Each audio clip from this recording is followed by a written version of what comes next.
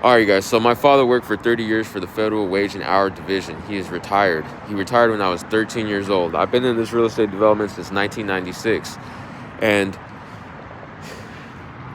in my local area, the factors of the environment, the reason why it looks like such a deceptive imagery persuasion is because basically people want their guns, they want their drugs, they want their things when they want them, right? And this should be like, these are people that worked, I guess, with my dad or whatever, that were expecting, they did the same thing over and over again, and they were expecting a different result, and they didn't get it from my father. And so now that he retired, it's like they want to use their authority or their leverage that they have, like Epstein files or whatever, basically everybody's tabs that people have, and use it against them, even if you haven't broken the law.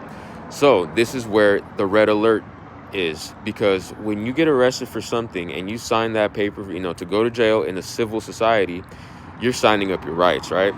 And that's a discrepancy that I have, is that we have been signing up off our rights. So obviously, guys, like, people have already found this out, since we were born in the hospital, but we're still trying to figure out what is going on, what happened to that, because the concept of freedom and tech, like, guys, these things, it's a dying thing, guys.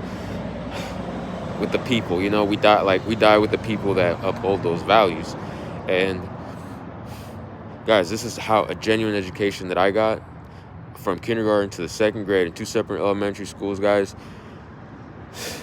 That's why I don't fall into the traps that many people have fallen into controlling others and into enslaving others. Even though my own father worked for the company that basically everybody's picking back on my father's clout, you could say, as a work in our division, and then they're giving it to him, saying, oh, he's so cool, he did this. But in reality, they come up with the words of wage in our division to say, we're going to make this drug program here, drug program there, or whatever type of thing they can imagine using humans. And then they're going to say, oh, my dad did that, or something like that, and then they're going to say that, basically throwing our whole family under the bus so that way they could keep living their AI world instead of learning the truth, not being afraid of it. Because guys, this is civilization. When you go to an ARCO, you should be able to run up there and say, help, I need help, something's happening here, and you should be able to find help.